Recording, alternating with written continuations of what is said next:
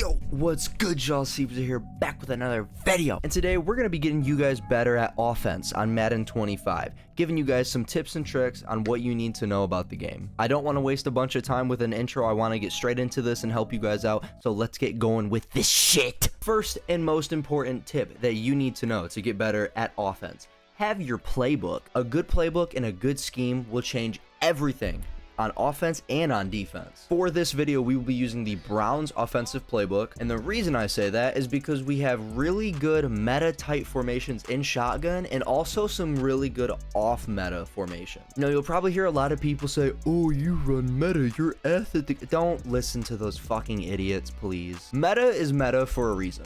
It's good. Use a little bit of meta because it will mess with your opponents. It's not easy to stop. And then also, the best part about having the playbook that you like, you have a little bit of variety if you want to. First thing we're going to get into before we get into the gameplay mechanic itself is the passing type. There's three types of passing. There's placement and accuracy, and then there's the classic passing. The first two, placement and accuracy, change your L2 button, or LT on Xbox, I think, to freeform instead of low pass. Classic passing, the original Madden passing mechanics, has L2 or LT as low pass. My recommendation is to not use classic passing. Use placement and accuracy. The reason I say this is because placement and accuracy gives you a meter of accuracy when you're throwing the ball. So what you'll notice when we're in the practice mode is the meter above my head, when I time it perfectly, we get a blue pass. The meter turns blue. And that basically just means the pass is literally 100% perfect accuracy in stride with the receiver, or with however you freeformed it. And these are my settings with it. I just have a small pass lead increase because I like to sometimes throw it a little bit outside of the zone. And then I also like the speed at 7. It's not too fast, but it's also not super slow. Now, I should probably kind of show you what I'm talking about with this. So we'll just kind of go over some plays, and I want you to look at the top of the screen. You can see that meter goes blue. Now, that just basically is giving the ball perfect accuracy every single time. I can still throw touch passes, I can still throw low passes. As you can see right there, I kind of threw a little bit of an accurate pass because it wasn't a blue pass. And also the other thing that I was talking about is L2 freeforming. When you hold L2, you can kind of see what I did right there. You can actually move the reticle around and place the ball where you want it. So if I hike this ball and I just throw the...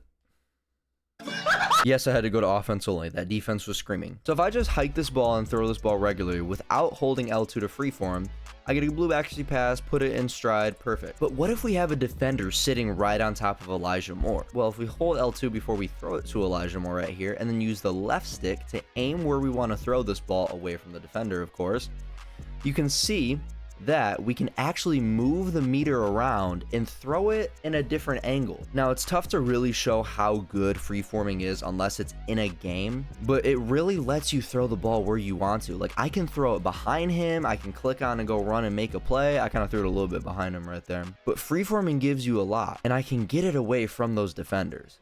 Same with Elijah Moore right here.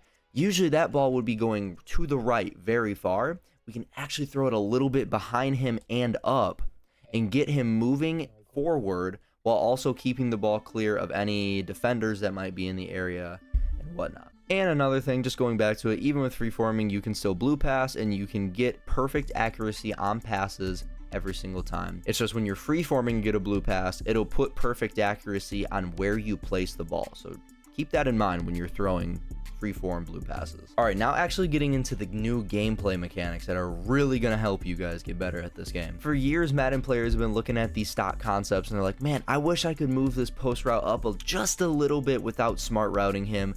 Well, in Madden 25, you can do that. Go ahead and hit your triangle button, or Y on Xbox. Pick a receiver of your choice. For this example, we'll pick Elijah Moore.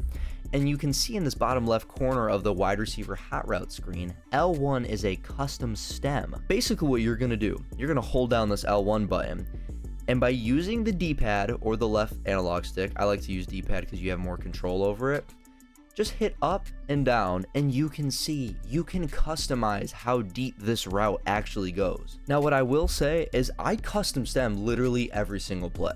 I'm not gonna sit here and say that you have to do it every single play, but I like to do it every single play because you can be so creative with it. Now, it's good to note that you can't custom stem every single route. There will be certain stock routes that you just can't custom stem. So I would advise you guys to get into a game, figure out your playbook, your scheme, start custom stemming routes, start sending your post routes just a little bit deeper, start sending your corner routes just a little bit deeper. Try to figure out how you can use custom stems and make better plays. You made it this far into the video? You must be enjoying. So why haven't you liked and subbed yet? 92% of my viewers aren't even subscribed. Why is this shit not focusing? So if you could, please hit that subscribe button and also like up the video if you're enjoying. Also, make sure to click the link tree in the description of this video to check out and follow my other channels such as my Twitch or my TikTok. I'll let you get back to the video now.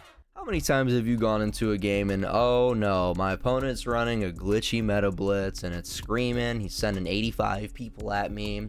How the hell do I block this? Pass protection has always been a pretty good thing. If you know how to use pass protection, you are probably going to be ahead of the curve for most players. Pass protection is advanced this year. When you hold L1, you can see the pass protection menu comes up, but now we actually have a visual for the pass protection assignments to kind of help you guys break this down when you're looking at this. Visually, this is basically just showing you what assignment the lineman is going to block. If they're highlighted in red, that means that they're still going to block them. It's just they have a tough route to block them, if that makes sense. Otherwise, if they're highlighted in green, they have smarter protection and they'll be able to get to their blocking assignments better. Now, as you can see, there is a plethora of pass protection assignments. You have empty base, full slides, half slides, max protects, and double team. I will tell you now, the most important ones you will be using is full slides, half slides, max protect, and double team. I can pretty much show you which each one does. Full slide is pretty self-explanatory. It's going to tell the line to full slide over one assignment. So as you can see, this is how the pass blocking assignment is now. We don't have a guy that's going to block this outside linebacker on the left side.